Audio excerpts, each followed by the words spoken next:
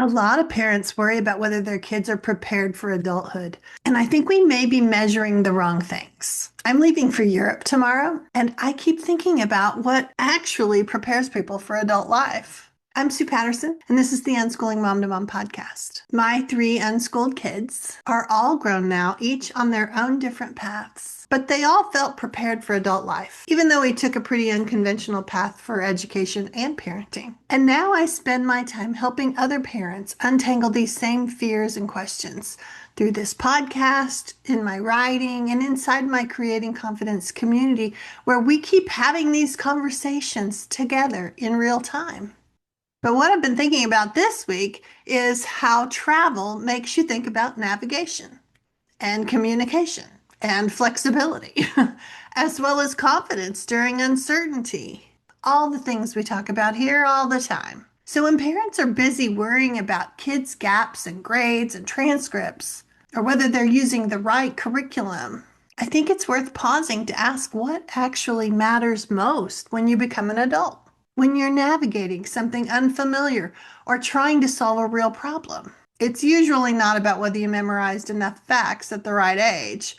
Most information is available to us pretty quickly now. Think about your own adult life.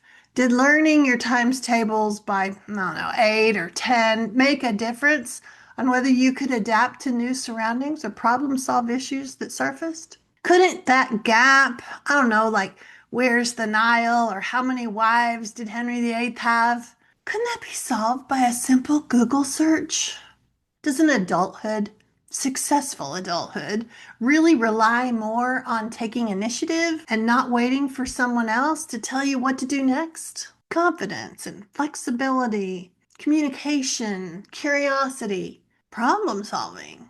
Those take time and real life practice to develop. And I feel like these are the real priorities. And we get distracted by all these expectations that school said mattered. And since most of us had no choice in being there or not, we had to learn how to make it work. And learning how to accept what we were told did make our lives easier when we were in a school setting. But now, as I'm looking back, did it really prepare you for what the real world was going to be like after that? My kids came back for Mother's Day the other weekend, and nowhere in those conversations did anyone say, I wish you had pulled out the algebra textbooks for me.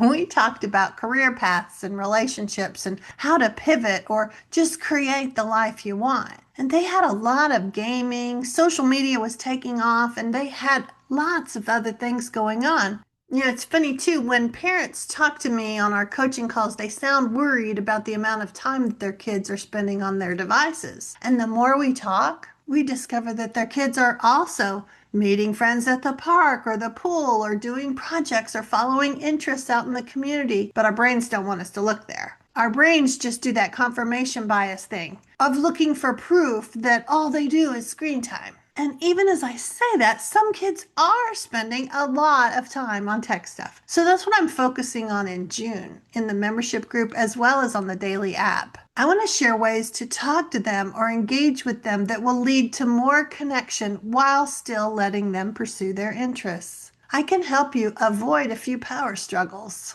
So I've already recorded 30 days of me in your ear, offering a little reassurance as well as suggestions of things to try. And in the community, while I'm off in Europe, I have a 19-year-old unschooled gamer who just graduated last week from college with his bachelor's degree in communication, and he did it with scholarships, and he's coming to talk with the group about what life really looked like as a teenager and offer some ideas of how to help parents really set their kids up for success. And in the next 2 weeks, his mom is coming to talk about how she got him into college with all those scholarships without making him stop all the gaming or buckle down to do a traditional high school approach. She'll also talk more about play and how it's at the root of helping kids explore their interests and make unschooling work. And all of that ties into this month's topic of structure and how unschoolers navigate this. I'll leave links for the membership community and the app because I really want you to get the support that will help you let go of some of those fears that are holding you back. You probably just need a few more unschooling voices in your life, right?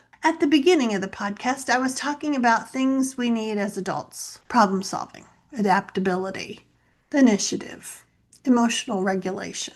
And the more I think about it, the more I see how experiences like play and pursuing interests, gaming, technology, real world problem solving, and following curiosity give kids opportunities to practice those very things that we say we want for adulthood.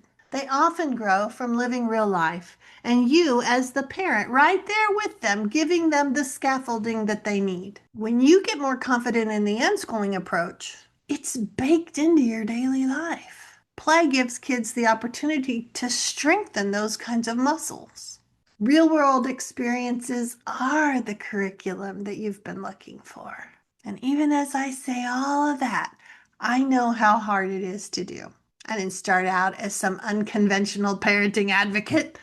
I was a mom from the suburbs, managing T-ball and tiger cubs. And what helped me more than anything was being around other unschooling parents, sharing what worked, and seeing if some part of that could work for us. Those kinds of ongoing conversations and brainstorming happen in our Creating Confidence community, and I want that for you too. So, as I'm out there navigating all the uncertainties of international travel, my little gîte, the French word for Airbnb, has Wi Fi. So I'll be checking in with all of you. May and June, structure and technology, two areas that are major speed bumps for parents. I have so much waiting for you there to help you navigate your own path. So happy unschooling. Take care, and I'll see you soon.